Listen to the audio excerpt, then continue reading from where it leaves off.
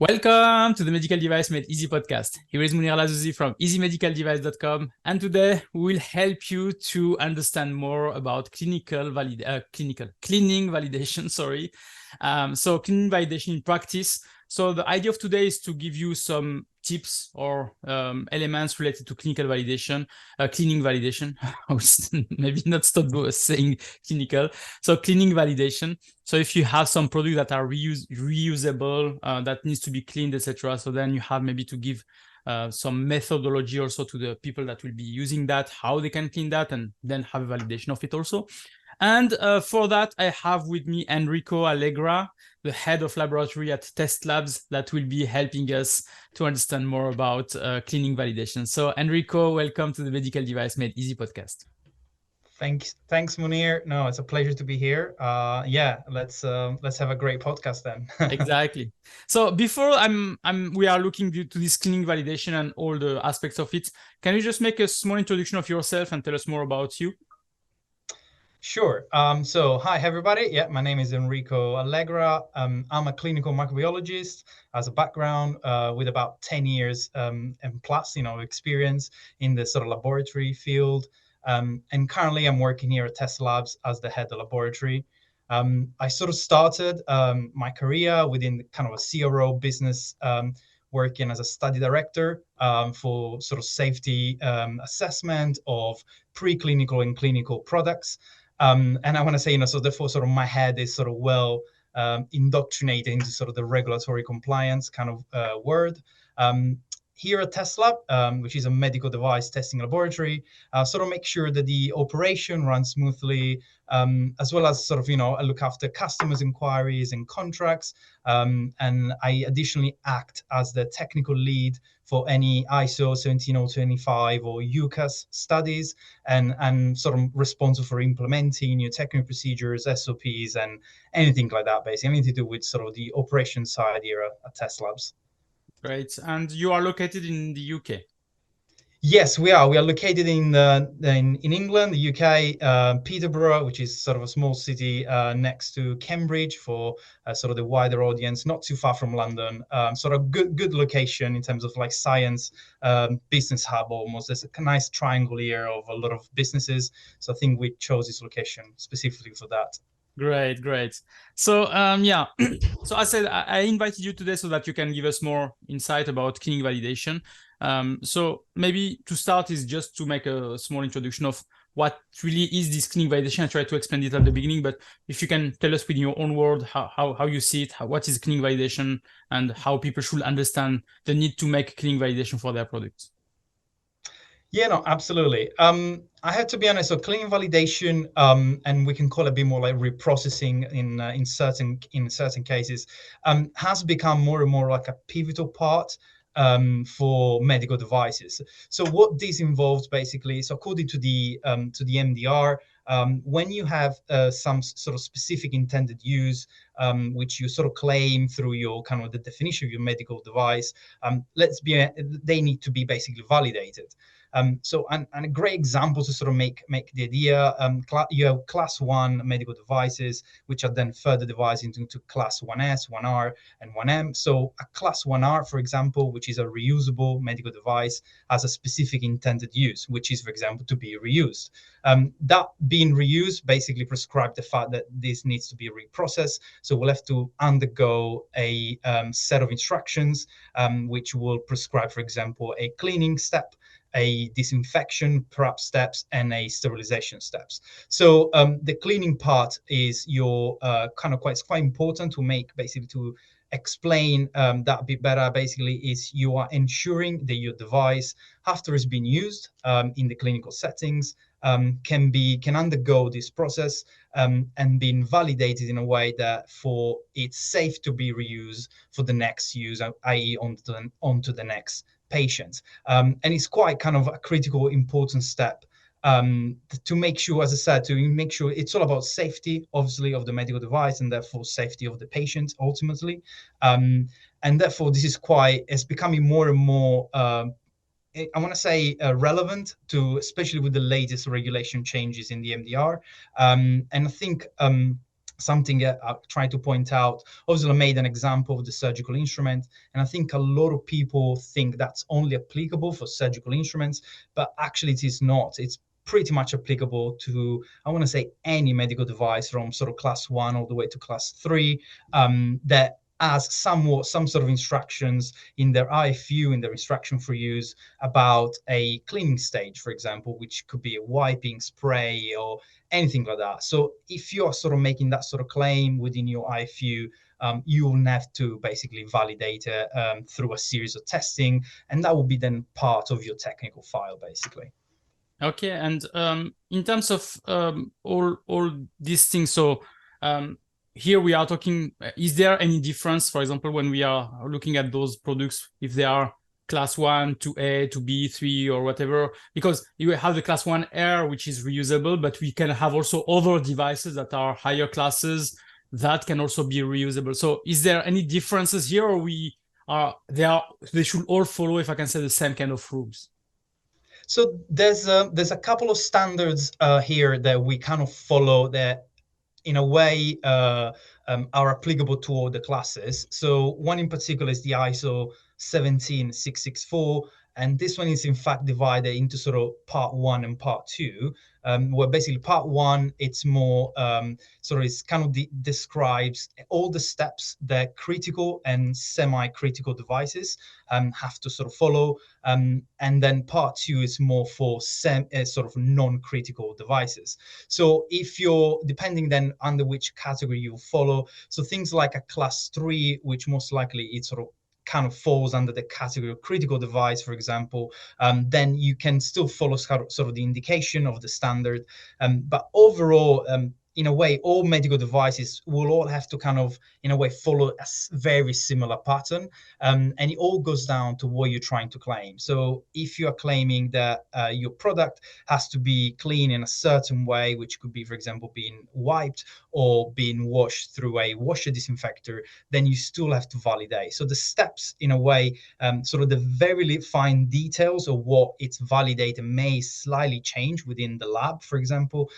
But in terms of what the steps from a manufacturer point of view are always the same. So you still have to ensure that sort of these sort of claims that you're making and these sort of specific steps within your IFU are fully validated.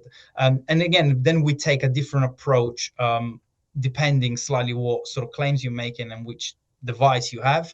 But the idea is, for example, cleaning steps will be pretty much validated in a very similar matter, regardless in a way of your classification, basically. Okay. And when we talk about cleaning validation, it's not just maybe sometime washing, it's also disinfection, sterilization, and the objective, the ultimate objective is mainly to reduce or eliminate any bacteria or any microorganism here. So what about this microbiological aspect of this cleaning validation there?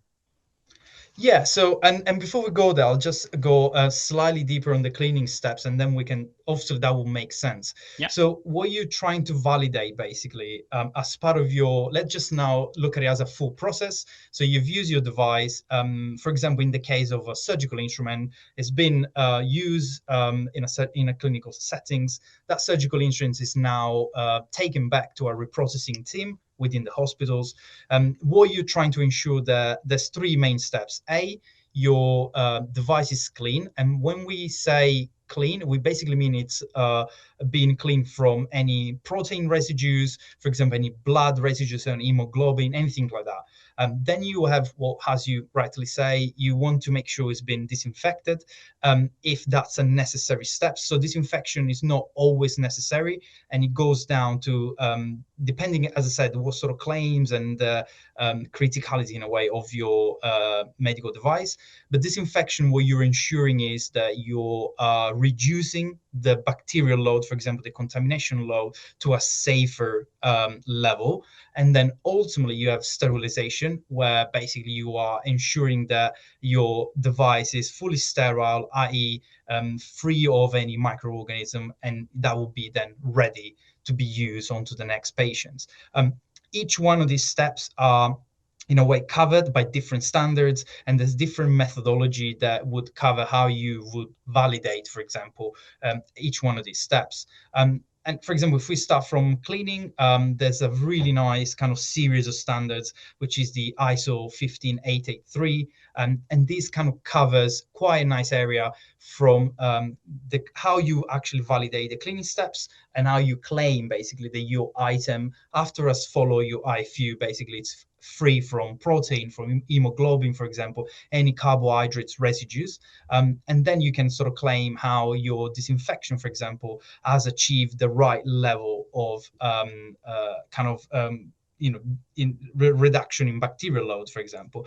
These standards in particular are kind of refers more to for example, an automated process. And by automated process, we mean, for example, using a washer disinfector, where the item is basically run through a glass washer, basically, and then is an automated cycles, i.e., it will reach certain condition within the chamber, and then the ultimate result means that the test item is now ready to be onto the final steps, which is your sterilization. And even for sterilization, there's obviously many different ways of achieving sterility, and again, it goes down to, for example, compatibility with your medical device. Not all medical devices, for example, could go through a steam autoclaving kind of classic sterilization. Therefore, you have different methodology like ethylene oxide, for example, gamma irradiation. I think very lately, even the FDA in America has just approved sort of vaporized hydrogen peroxide as a sterilization method for medical devices, which is, again, it just adds to the range of sterilization method, which is quite good. I think this is quite good news for medical devices. So they have slightly better option to choose from, depending again on compatibility. But again, the ultimate result is very similar. So it doesn't, although it changes the way you're sterilizing, it doesn't change the ultimate result, which has to be basically achieving what is called in sort of in technical term a sterility assurance level within your test, your medical device, i.e. your device has to be sterile, i.e. basically there is no bacteria basically left on the device to ensure that it's safe to be reused onto your next basically patient. Exactly, yeah. So looking at that, it looks like it's for a manufacturer that is manufacturing a medical device. They have really to have the full aspects in mind. So it's not just thinking of just the cleaning, as we said, but also what are the options that you can give to the manufacturer, and as you said, also for sterilization, which methodology is the best and you recommend. Sometimes I've seen on the IFUs, specifically a certain type of machine that should be used for doing this activity, like we authorize you to sterilize through that way or that way with this machine, etc. Mm-hmm. So the manufacturer have the right or the kind of obligation to give the validated method for this kind of things. As we said, we have so many ways to clean, to disinfect, to sterilize, etc. Why, if I can say, one methodology or one way is not sufficient for saying that everything is okay? So what are the reasons mainly that we can go through different pathways instead of maybe selecting one and say everybody can be cleaned and disinfected with this methodology? Yeah, and to be fair, that would be great. That would be nice and easy for everybody. But I think it goes down to the complexity of each individual medical devices. And I think, as we all know, medical devices, there's so many out there, they're so varied, that it almost has to be very specific, a very specific method, which is almost built around the medical devices. And it's in fact, and I feel like the MDR has done that a lot more compared to the old directives, where now claims has to be so specific to your own devices rather than just make what we would say generic claims, i.e. yes, my device can be sterilized. Well, now you have to kind of, because we realize the complexity, and it's not very straightforward to just have one single method for everything. You have to sort of demonstrate that whichever methodology you've chosen, which could be a manual cleaning where you wipe your device, or a disinfection where you use disinfection spray or disinfection wipes, you have to demonstrate that all those methodologies have been proven and validated. And I guess, again, the main reason, as I said before, is due to the complexity of each medical device and the shape, and obviously the material that it's made of. Sterilization is a great example where ideally sterilizing through steam autoclaving, for example, is ideal. It's quick. It's very, it's almost an industry standard out there. But unfortunately, unless your material can withstand, for example, 134 degrees, it's not applicable for your device. So some devices will have to undergo a different type of sterilization. And again, it all goes down to material complexity, etc. So the manufacturers have, as you said rightly, they have this obligation of choosing the correct cleaning procedures and disinfection, etc. And the whole idea of validating it is that you are proving to everybody, yes, I've chosen this method, and I've fully validated, and I can rest assured that after you go through this kind of process, my item is now very clean, has achieved all the parameters. There's no protein left, there's no bacteria. And that's why we here in a way sometimes to support the manufacturers. It can be a bit overwhelming, but there's a lot of guidance out there, I have to be honest. So sometimes understanding which one is the most applicable to you, and which one is the most suited for your device, basically. Yeah, and I have some time, because we are helping a lot of manufacturers that are sometime having an instruction for use where it's mentioning inside the methodology that they want for cleaning validation. And I asked them, okay, can you show me the validation that you have made for that? And they say, oh, we have not made any validation because we just copied what our competitor, which is doing the same kind of product as us, is doing. So if it's working for him, it's working also for us. So what do you think about that? Hey, just a second. Do you need a EU, Swiss or UK representative? Then choose Easy Medical Device. We can represent you and also become your importer. Contact us at eo@easymedicaldevice.com. Yeah, and to be fair, we heard it a lot. So we had a couple of instances where that kind of happened, and I think I'll go back to an example: surgical instrument, where perhaps one of the most common one for this area. And let's be honest, a lot of what the claims of some manufacturers is, well, we all make the same instrument. They're all just slightly different from each other. Why would I need to revalidate my entire IFU if basically I'm just similar to my competitors? But again, it goes down to owning that safety aspect of your device. You're now the legal manufacturers of this device, and you have to ensure that whatever you put out there, whatever is your claim, you have that responsibility as the manufacturers to make sure that your claim have been validated.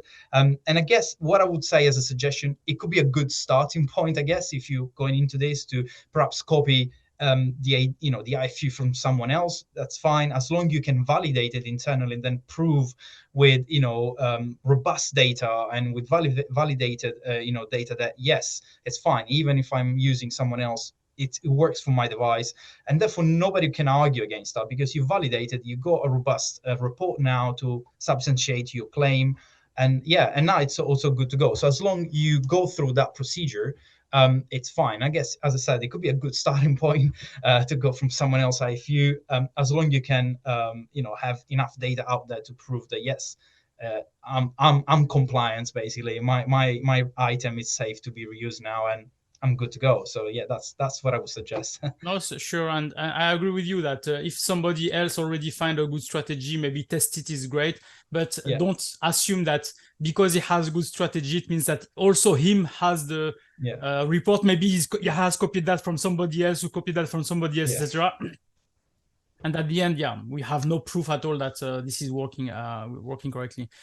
We talk also about similar devices, but if, for example, one is made of a certain material and another is made of it has the same function but made of another material, etc. So here we have also some material compatibility also that needs to be tested with the cleaning validation also.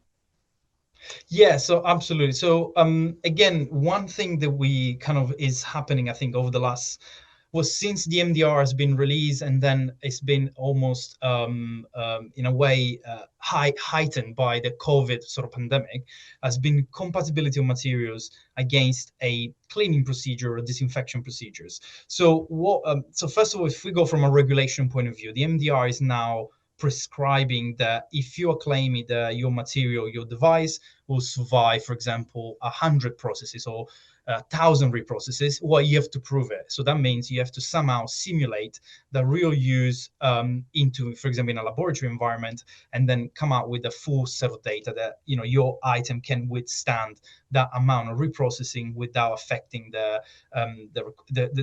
specific requirements and also the intended use, basically, of the device.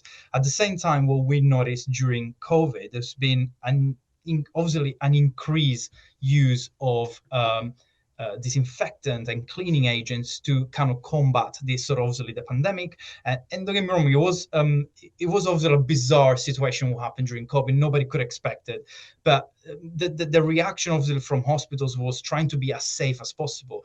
So one way was, okay, we need to eliminate the virus, and what everybody started doing is probably started using bleach basically everywhere just to ensure everything will be clean. Was that led to, and what we've noticed, so we've been working with the NHS, which is sort of the healthcare system here in the UK, quite closely for quite a number of years. And I remember basically from their point of view, they were sort of coming to us and say, well, we increase our IPCs or our infection prevention control strategy, and now all of a sudden sort of everything is melting around us. So materials or surfaces and medical devices are not withstanding this. And it's not a fault, and we don't want to point the fingers to the medical device. It's quite the opposite. Maybe that medical device was never meant to be cleaned with chlorine. The iFuel was probably validated with something else. So therefore, there was no compatibility with a different type of disinfectant. So what we, in fact, have been working on over the last few years, and we've sort of realized that what is missing really out there is a full set of standards that kind of can take, in a way, your medical device, or if you're a disinfectant, kind of at class 2A, for example, and you want to be compatible, where you can basically test against a range either of materials, or the other way around, if you're a medical device, against a range of disinfectants. And what then you can kind of prove to say, yes, I am compatible with, for example, BAC kind of disinfectant, or ethanol based, propanol based disinfectant, etc., and then have again a report that kind of says, fine, I'm compatible with this number of disinfectant, or as a disinfectant you can claim I am compatible with this number of materials, and therefore you sort of have now a full picture where you say, yeah, my IFU are validated, i.e. the process works, and also I'm compatible with this number of disinfectant, and at the same time you can say, yes, I'm also compatible to be done over 100 times. So it's almost a very, it's a big picture, and as I was saying beginning, it can be overwhelming from a manufacturer point of view, but if you think about it, it kind of completes a full circle. So you now are ensuring that the device is safe, you're ensuring that the device is compatible with the procedures, and you're ensuring that the reprocessing time or the real life kind of use is been fully validated, and now you have a sort of complete compliant almost device that can kind of withstand anything that may happen in real life, and as close as possible to the real life scenario, I want to say.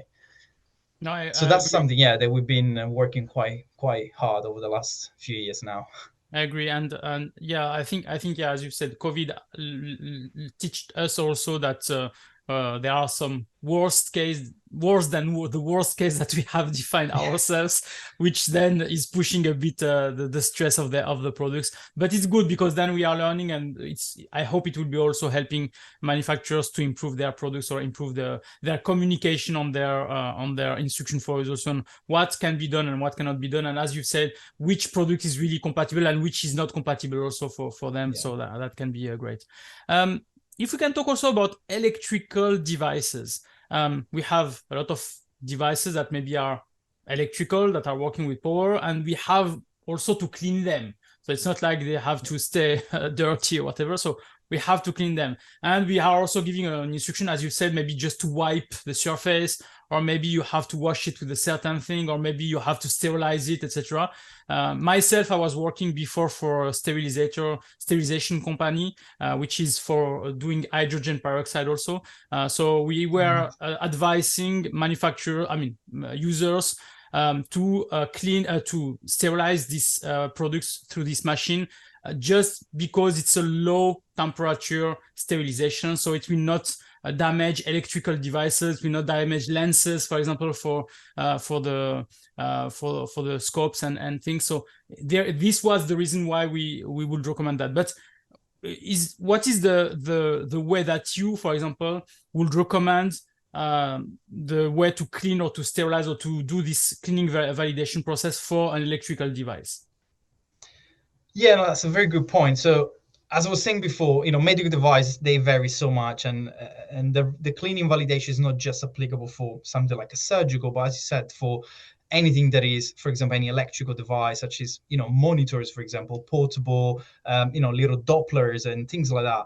And the idea would be that most of this device would have been, or would be tested under, there's quite a common standards out there, which hopefully everybody will be familiar with, which is the 60601 standard for basic safety electrical devices. So the idea is you would run through this test to make sure your electrical safety is being demonstrated, which is great.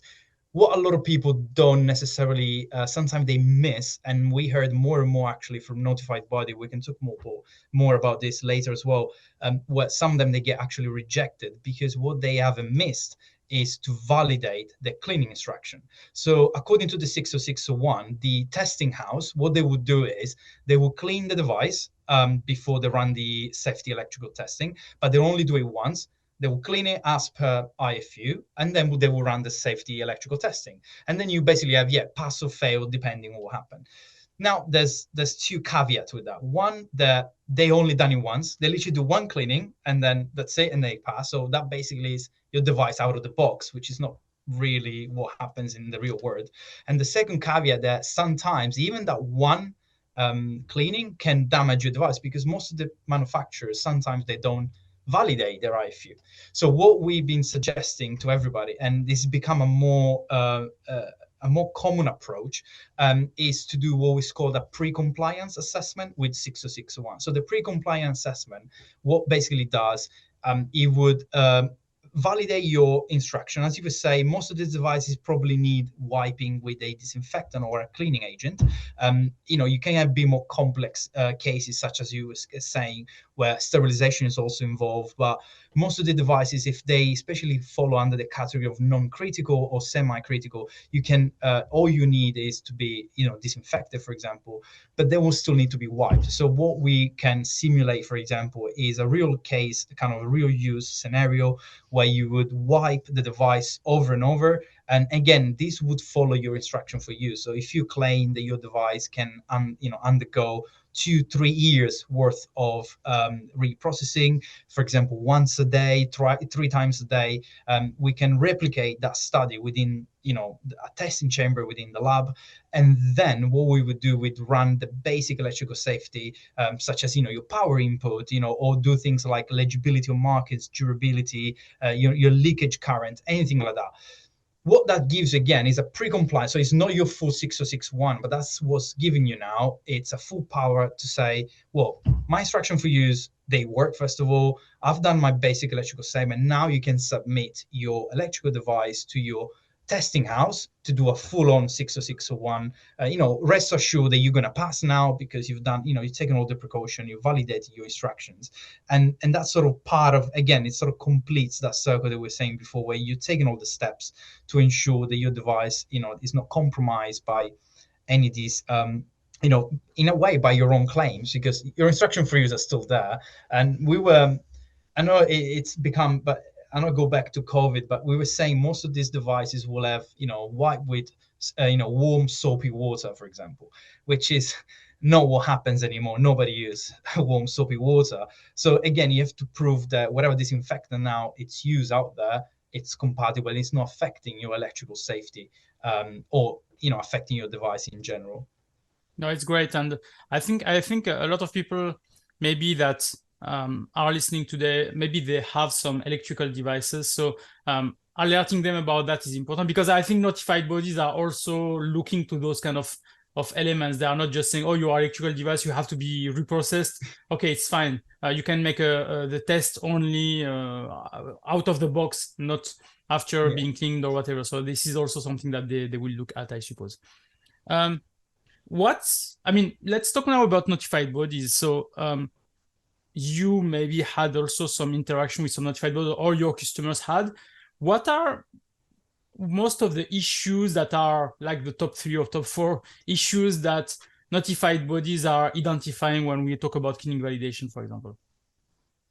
So I think at the moment, what we've realized, so there's a couple of, if I go sort of almost in priority, there would be I would definitely say is a lack of robust or fully validated methodology, or sort of incomplete reports. So the manufacturer may do some validation, but it's not complete, or is not following the correct standards, and therefore then it gets rejected because, well, although you think you've validated it, but you haven't, because you haven't followed the correct standards. Okay.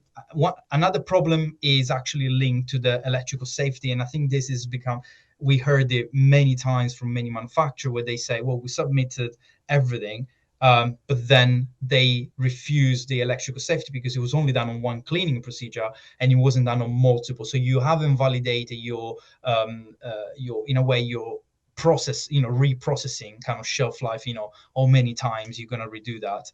And I guess these two, I would say, definitely are the biggest two problems that we hear.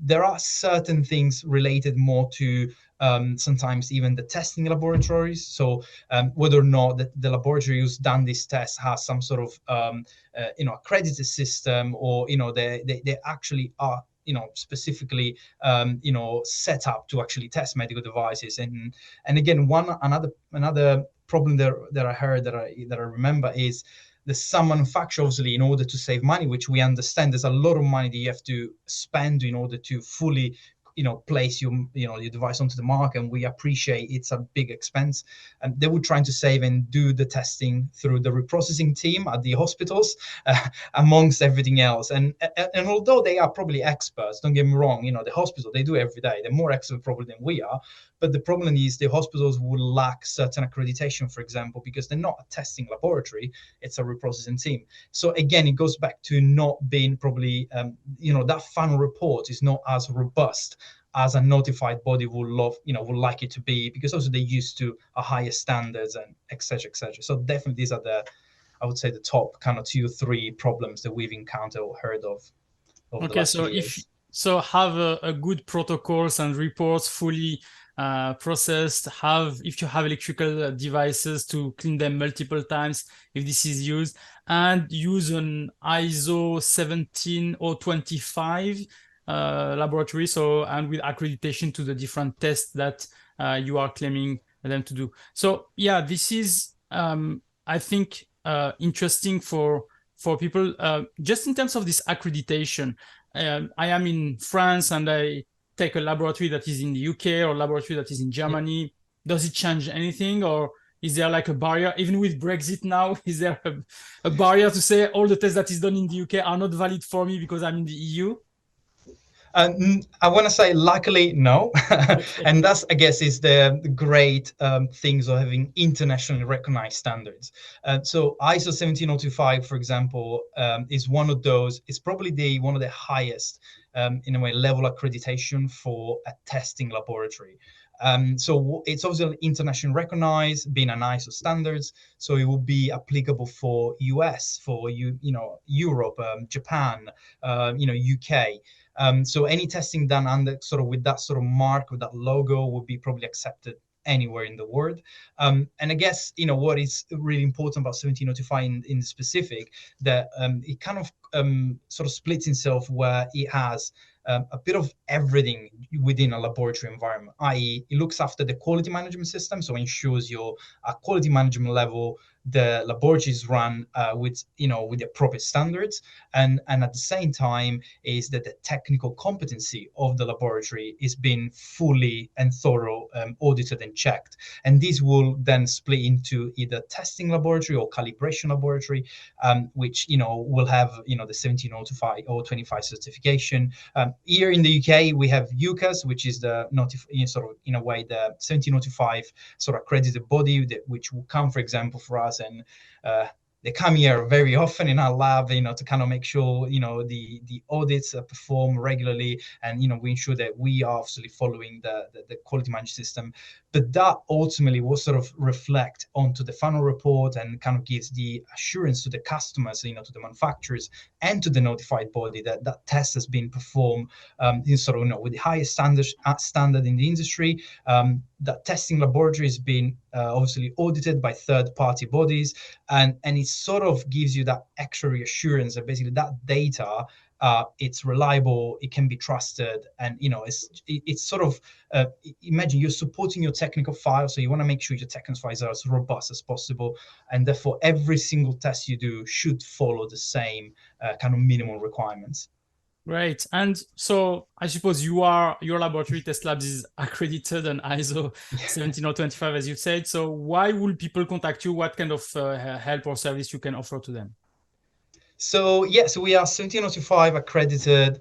So we are specifically just gain accreditation, which we've been working really hard to go through for reprocessing medical devices. We do offer pre-compliant assessment, as I was saying before, and we sort of specialize in the material compatibility aspect. So we can, and material compatibility is a full range and it's full adapted to specific to your medical device, and we can ensure basically that it's kind of ad hoc for your requirements, for your needs, as well as obviously we do all sort of other testing in terms of disinfectant. Obviously, we are microbiologists after all, and we have a mixture here of chemists, material scientists, where we can take your product and obviously test efficacy, as I said, compatibility, and any of the reprocessing side of it.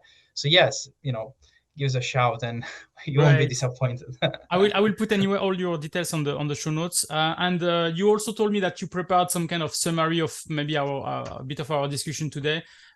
So people, if you want to go to check this summary and download it, so it will be a PDF file, I suppose, or a presentation that will be downloadable. So go to the show notes and just check all the links, and you will find one link about to download this kind of document, where you will see all the points that the major points that we have discussed today, and some cheat sheet to help you to navigate through this cleaning validation process. Okay, so Enrico, it was really a pleasure to have you. Thank you for your support. Thank you for all the information. And yeah, I hope people that are listening today, maybe if they need any support, they will contact you and they will get some support directly from you. So Enrico, thank you very much, and I wish you a nice day.